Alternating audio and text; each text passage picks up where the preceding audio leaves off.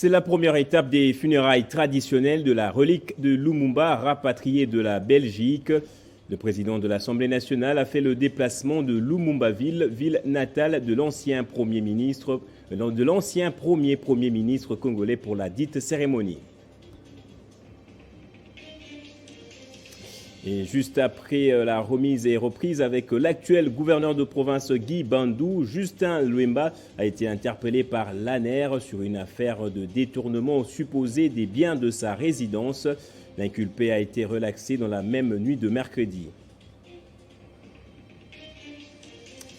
Et ce sera l'activité qui réunira le plus de monde depuis le début de la pandémie dans notre pays. Le concert de Wenge prévu pour ce 30 juin peut être un foyer de contamination de la Covid-19, a alerté Jean-Jacques Mouyembe, qui a demandé également au gouvernement de prendre des mesures idoines pour limiter une telle propagation. Et s'ils y vont, ce sera la troisième fois en 2 ans qu'ils enclenchent un tel mouvement. Le réseau des professeurs des universités et instituts du Congo a annoncé vouloir sécher les cours une nouvelle fois ce 15 juillet pour non-respect de l'accord de Bibois par le gouvernement. Bienvenue à vous tous et merci d'être avec nous sur Télé 50. La relique de Lumumba a commencé son périple national en vue des obsèques finales qui auront lieu le 30 juin à Kinshasa. C'est Lumumbaville qui voit pour la première fois l'Adam de l'ancien premier ministre congolais pour des funérailles traditionnelles. C'est le président de l'Assemblée nationale qui a présidé cette cérémonie dans la ville natale de Patrice Emery Lumumba. La relique se rendra ensuite à Kisangani, Lubumbashi, pour l'inhumation dernière à Kinshasa, le jour de la commémoration de notre indépendance. 2 jours d'hommage ont été décrétés à Ona-Loua. Au Congo central, l'ancien gouverneur de province a été brièvement interpellé par les services de l'ANER, confirme le président de l'Assemblée provinciale Jean-Claude Vouemba. Justin Luemba était entendu sur une affaire de détournement supposé des biens de sa résidence après avoir été pointé par son intendant. L'inculpé a été relaxé dans la même nuit de mercredi, le jour de son interpellation. Et en RDC, l'abolition de la peine de mort est le cheval de bataille de 2 ONG, la culture pour la paix et la justice pour un monde sans peine de mort et l'ensemble contre la peine de mort. Les 2 structures sensibilisent depuis sur leur dernier programme, l'Abolition Now to Jenny Kayembe. En République démocratique du Congo en particulier et dans le monde en général, des ONG de défense des droits de l'homme se mobilisent du jour le jour pour obtenir l'abolition de la peine des morts. Les morts sont en grande majorité occupés par des hommes dont la ville est valérienne aux yeux de leurs juges. C'est dans ces cadres que la culture pour la paix et la justice pour un monde sans peine des morts, CPJ en sigle, créée en 1999 en République démocratique du Congo et les CPEM depuis 2000 ans, en France, ont au cours d'une journée d'échange d'expériences renouvelé leur engagement dans la lutte contre la peine des morts. Aujourd'hui, c'était une activité d'échange d'expériences où nous avons présenté les activités que nous avons réalisées au cours de ces 6 mois et que nous allons également aller montrer au monde entier à travers le congrès mondial qui va se tenir à Berlin en Allemagne. Nous sommes en train de mener ce combat, bien que compliqué et assez difficile, mais étant donné que nous avons de l'énergie et une disponibilité. Occasion pour ces 2 associations de mobiliser sur leur programme, notamment Abolition Now To. Nous parlons abolition de la peine de mort. Les objectifs, c'est amener les jeunes dans ce combat. La passation de flammes a déjà été faite. Donc nous, la vieille génération, nous avons bien voulu passer le flamme à la nouvelle génération. Il s'est de noter que ce programme a pour objectif de proposer des actions stratégiques en vue de faire avancer la cause de l'abolition à travers le monde. Le concert Wenge Musica BCBG 4x4 pour soutenir les FARDC est un événement grandiose, mais aussi un événement à haut risque dans la propagation du virus Covid-19. Et pour ce faire, le célèbre professeur Jean-Jacques Mouyembe, coordonnateur du secrétariat technique de riposte contre la Covid-19, attire l'attention des mélomanes qui seront au stade des martyrs à respecter justement et absolument les gestes barrières, et un stand de vaccination sera installé pour toute personne qui veut se faire vacciner.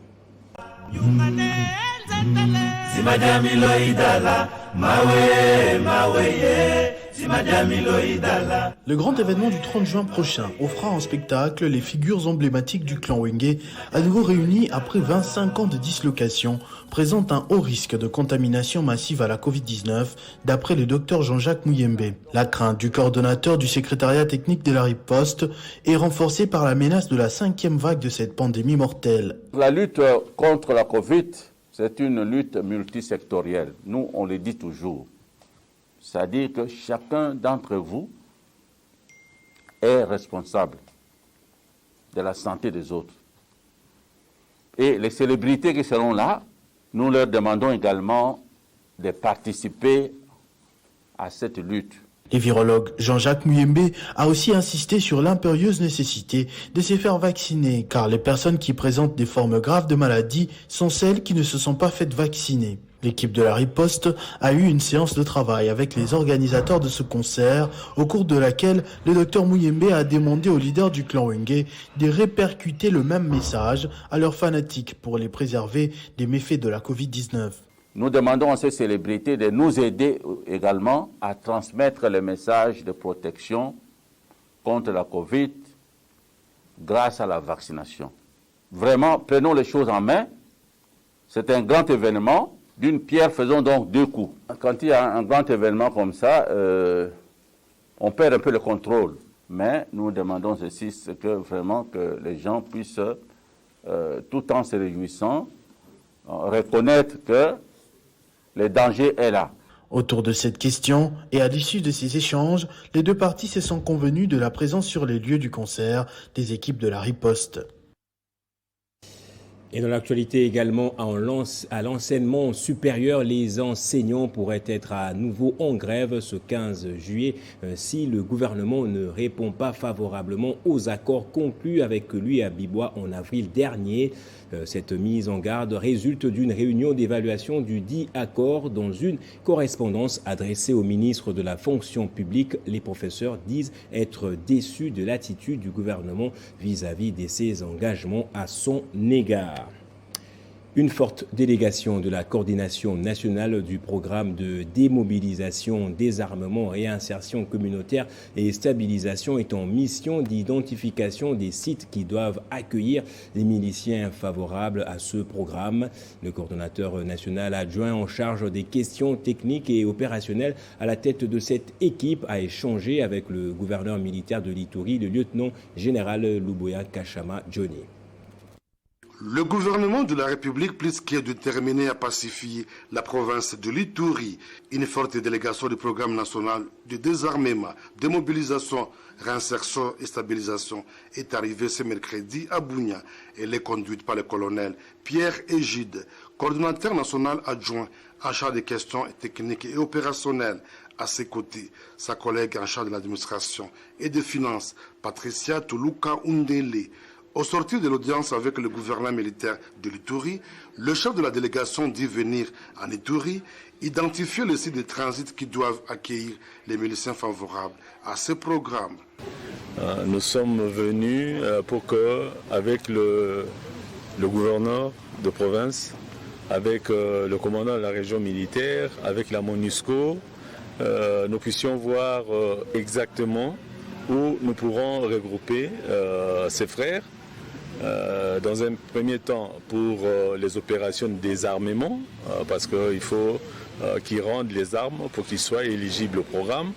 Ensuite, identifier les sites où nous pourrons les rassembler pour suivre quelques formations générales et selon le profil de chacun, des formations spécialisées. Au colonel Pierre et Jude Bossala d'inviter les miliciens à saisir la main tendue du chef de l'État. Aujourd'hui, il n'y a plus de raison. D'aucuns ont pris les armes pour protéger leur communauté contre d'autres peuplades. Mais aujourd'hui, nous disons que l'État doit pouvoir assurer sa souveraineté sur toute l'étendue de la République. Il y a quelques semaines, le groupe armé Codeco et FPIC ont manifesté leur volonté à cesser les hostilités sur toute l'étendue de l'Ituri en remettant leur acte d'engagement au gouverneur militaire, le lieutenant général Luboyanka Shomadjouni. Et des députés provinciaux de l'Ituri, élus du territoire d'Irumu, félicitent les forces armées pour les actions menées en vue de pacifier le groupement Bada Vilemba, tout comme d'autres entités de ce territoire, jadis théâtre des exactions des terroristes ADF. Ces représentants du peuple l'ont fait savoir lors de la visite des sites ciblés pour le projet de développement de 145 territoires dans cette partie de l'Ituri. Banda Vilemba, groupement de la chefferie de Wallis Sivonkutu au sud d'Irumu, en séjour pacifié et stabilisé par les forces armées, à l'instar de plusieurs entités du territoire d'Irumu. Des députés provinciaux élus de cette partie de l'Ituri, en séjour dans la région, félicitent les éléments de FARDC pour les actions menées. Je félicite l'armée pour le travail abattu. Pourquoi? Parce que la zone était pratiquement vide. Aujourd'hui, quand même, il y a l'indice de la population ici et là. Et nous avions parcouru avec vous quand même partout. Dans des villages, nous avons l'échantillon de la population. Ça, c'est à féliciter du côté armé. C'est encourager l'armée vraiment à continuer sur cet élan. Parce que nous avons remarqué que FARDC a travaillé seul. C'est que FARDC a des capacités, des compétences. Question que l'armée, la nôtre, puisse être de part et d'autre encouragée par nous. Une amélioration de la situation sécuritaire qui a ouvert la voie aux actions de développement. Et dans ces cadres, les différents sites ciblés pour le projet des 145 territoires ont été visités par une délégation composée de ces élus d'Irumu, des ingénieurs de la BSECO, des chefs coutumiers et des commandants de l'armée.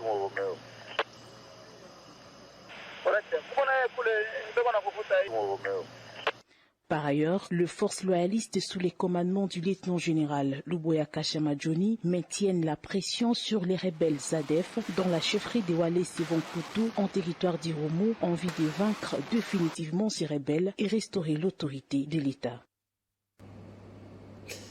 Se procurer l'eau à Selembao reste un luxe dans la commune. Certains habitants passent des heures avant de trouver de l'eau pour leur bidon ne s'arrête. Leurs cris de détresse ne sont jamais entendus par la régie des eaux. Désespérément, ils se sont confiés à Biba Masoubi et à sa caméra. Tous les jours, dès 4h, voire 3h de la matinée, c'est le début des 12 travaux d'Hercule à Selembao pour espérer avoir quelques gouttes d'eau. Vieux et jeunes s'alignent sur de longues distances avec tout ce qui peut contenir de l'eau, espérant se faire une provision. Malgré déjà plusieurs bouteilles lancées à la mer sans retour, la population espère toujours que les autorités pourront d'un moment à l'autre décanter cette situation. Nous demandons au gouvernement de mettre en place des nouveaux responsables de la régie des eaux qui vont nous aider à être desservis en eau. La saison sèche n'arrangeant pas les choses, pour ce genre de circonstances, les utilisateurs ont aussi peur pour leur santé. Il faut un niveau maximum de responsabilité mutuelle pour ne pas virer à la catastrophe. Se prendre déjà en charge. J'exhorte le peuple congolais à se prendre en charge pour trouver de l'eau. À Ngaliema, quartier Lalou, la situation est encore pire. Ici, la seule façon d'avoir de l'eau, c'est la source naturelle ou, pour les plus aisés, le système de forage. Il faut être minutieux au moment de choisir l'eau à avaler et celle réservée aux tâches ménagères.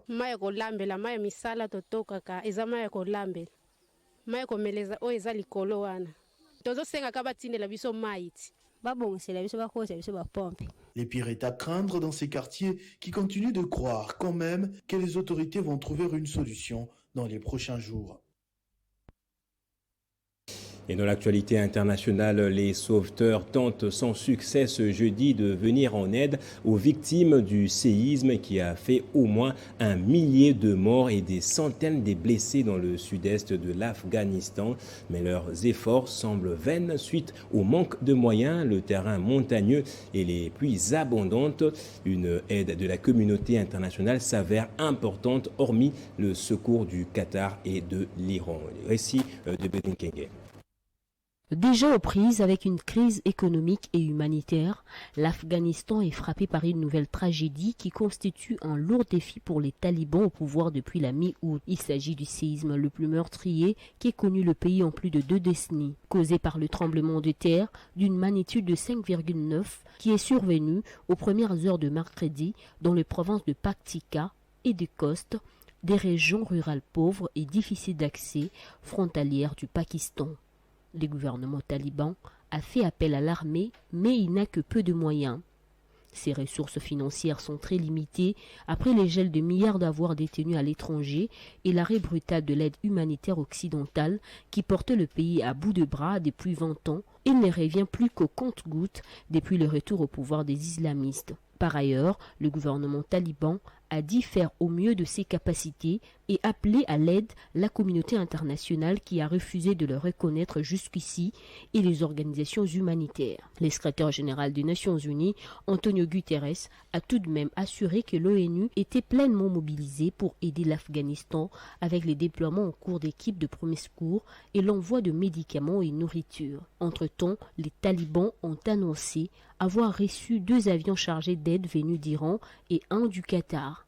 8 camions remplis de nourriture et des produits de premier secours fournis par le Pakistan voisin sont aussi arrivés dans la province de Paktika. Rappelons que le séisme le plus meurtrier de l'histoire récente de l'Afghanistan avait eu lieu en mai 1998 dans les provinces de Takhar et de Badakhshan dans le nord-est du pays et qui a causé la mort de 5000 personnes. Et on termine en sport. Le Daring Club Motema Pembe a signifié hier à la commission de gestion de la Linafoot dans une correspondance son indisponibilité à poursuivre avec le championnat national pour se concentrer à la Coupe du Congo qui est en cours. On fait le point avec Fanfan Bitangilaï, analyste sportif. Bonjour Fanfan. Est-ce que le DSMP a raison de faire le choix de la Coupe du Congo au détriment de la Linafoot, vu qu'il s'est engagé sur 2 compétitions? Je pense que ça vient encore une fois de plus prouver à quel niveau est-ce que notre Fédération congolaise de football est désorganisée. Vous imaginez une équipe qui doit jouer en l'espace de 24 heures 2 matchs dans 2 compétitions différentes. La Coupe du Congo face à l'équipe des LMC où DSMP s'est qualifié en demi-finale et le lendemain vous demandez à la même équipe de jouer contre un grand du football congolais, ou pour ne pas dire la meilleure équipe de football en République démocratique du Congo, le tout-puissant Mazembe Nglebert. Je me dis, est-ce qu'il y a réellement étude de faisabilité au niveau de la Fédération congolaise de football pour un tout petit peu maîtriser le rouage du football congolais, même si on nous dira que la Ligue nationale de football a une commission de gestion, mais elle dépend de la Fédération congolaise de football et celle-ci reçoit également en copie les calendriers. Je me dis, en soi, DSMP avait toutes les raisons de décliner une rencontre ou une compétition, et en cas d'espèce c'est la Vodacom Ligue 1 où cette équipe n'a rien à perdre, et même les textes veulent que ça sera, si au cas où il faudrait le frapper, la prochaine rencontre où DSMP pourrait être sanctionné, ce qui fait que ça sera en début de saison. Et vous savez la célèbre phrase chaque année, toutes les sanctions de la saison antérieure tombent, et les Daring Club Motema Pembe c'est là, et c'est la raison pour laquelle profitons de cette faille de la Fédération congolaise de football. Mais alors, Fanfan, que court exactement le club vert et blanc de Kinshasa? Bon, logiquement, je pense qu'il n'y a pas à sanctionner les Daring-Klo Motema Pembe. Il y aura toujours des articles qui seront un tout petit peu tirés à la Fédération congolaise de football, comme vous le savez, par le secrétariat, question de faire du mal au Daring-Klo Motema Pembe, mais en soi et en connaissance de certains textes que nous maîtrisons, cette équipe ne pourrait avoir qu'une seule sanction. Si sanction il y aura, c'est le fait de perdre le prochain match par forfait et peut-être ce match d'abord par forfait et le prochain match par forfait, ce qui ferait du Daring-Klo Motema Pembe de toute façon une équipe qui ne va pas tellement être sanctionnée et qui est focalisée aux demi-finales. Et les demi-finales, vous savez, c'est contre qui? Contre la Jeunesse Sportive Groupe Bazano, qui l'a battu il y a de cela quelques temps en Ligue nationale de football. Les sanctions, en fait, ils s'en foutent et moi, je pense qu'il faut toujours peser le pour et le contre. Et me mettant dans la peau de Daring-Klo Motema Pembe, je me dis, et logiquement, en suivant les quelques textes que j'ai pu parcourir avec certains férus du football, je pense que le Daring-Klo Motema Pembe n'aura pas de sanctions grandioses et les sanctions financières seront également minimes, ce qui fait que le tout sera à l'avantage de cette équipe qui cherche à retrouver une fois de plus l'Afrique au travers la Coupe du Congo en se qualifiant dans la Coupe de la Confédération. Merci Fanfan pour cet éclairage. On passe à présent au rappel des titres. C'est la première étape des funérailles traditionnelles de la relique de Lumumba, rapatriée de la Belgique. Le président de l'Assemblée nationale a fait le déplacement de Lumumbaville, ville natale de l'ancien premier ministre congolais, pour la dite cérémonie. Et juste après la remise et reprise avec l'actuel gouverneur de province Guy Bandou, Justin Luemba a été interpellé par l'ANER sur une affaire de détournement supposé des biens de sa résidence. L'inculpé a été relaxé dans la même nuit de mercredi. Et ce sera l'activité qui réunira le plus de monde depuis le début de la pandémie dans notre pays. Le concert de Wenge, prévu pour ce 30 juin, peut être un foyer de contamination de la Covid-19, a alerté Jean-Jacques Mouyembe. Et s'ils y vont, ce sera la troisième fois en 2 ans qu'ils enclenchent un mouvement de grève. Le réseau des professeurs des universités et instituts du Congo a annoncé vouloir sécher les cours une nouvelle fois ce 15 juillet pour non-respect de l'accord de Bibois conclu avec le gouvernement. La revue de presse, c'est dans un instant. Restez avec nous.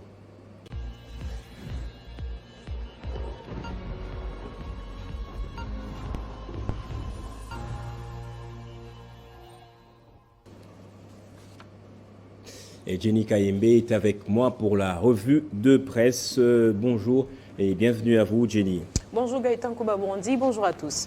À la une de votre revue de presse, les restes du tout premier ministre de la RDC, Patrice Emery Lumumba, ont été rapatriés dans son pays en provenance de la Belgique.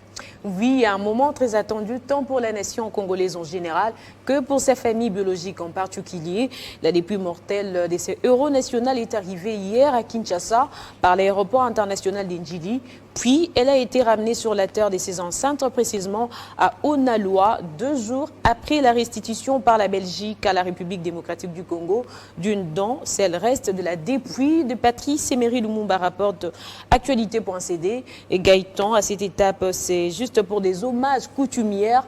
Plusieurs cérémonies sont donc prévues ce jeudi et demain, vendredi, des activités qui marquent justement le début d'un périple de 9 jours qui fera étape dans des sites emblématiques de la ville des Patrice Emery Lumumba et s'achèvera le 30 juin à Kinshasa où, après un deuil national de 3 jours, un mausolée accueillera une cérémonie d'inhumation complète ce midi en ligne. Réagissant justement à ces sujets, l'un de ses neveux, également chef traditionnel Maurice Tassombo, repris par France24.com, se dit satisfait de l'arrivée de la dépouille de son oncle. Il a laissé entendre, je cite, son esprit était emprisonné en Belgique. Elle est plutôt revenue. Enfin, je vais faire mon deuil. Voilà, après ce sujet des deuils et des funérailles traditionnelles, on passe dans l'actualité en France, particulièrement allocution d'Emmanuel Macron hier. les sujets suscitent beaucoup de réactions. Effectivement, Gaëtan, d'ailleurs, je signale que c'est pour la première fois depuis les seconds tours des élections législatives que le président de la République française s'exprime. Dans son allocution, Emmanuel Macron avait appelé les partis politiques à bâtir des compromis nouveaux, rapporte Radio France Internationale. Déjà, nombreux analystes avertissent et demandent si le président de la République française est à la recherche d'une majorité déjà perdue, puisqu'avant cette sortie médiatique, il avait consulté les chefs des partis politiques pour une cohabitation, relate RFI dans un autre article. Et la démarche est mal vue par les chefs de la gauche. Jean-Luc Méglon qui accuse Emmanuel Macron de vouloir dissoudre la réalité du vote selon France24.com. Pour lui, ce sont des appels vains en direction de l'opposition française. Il exige par ailleurs que la première ministre Elisabeth Borne se soumette à un vote de confiance d'une assemblée forte de toute la légitimité de son élection toute récente. Merci Jenny Kayembe pour cette lecture. Merci à vous autant, Gaëtan. Et c'est par ici que prend fin ce journal. Merci à vous tous de l'avoir suivi. Très bonne suite de programme et soyez toujours heureux, madame, monsieur.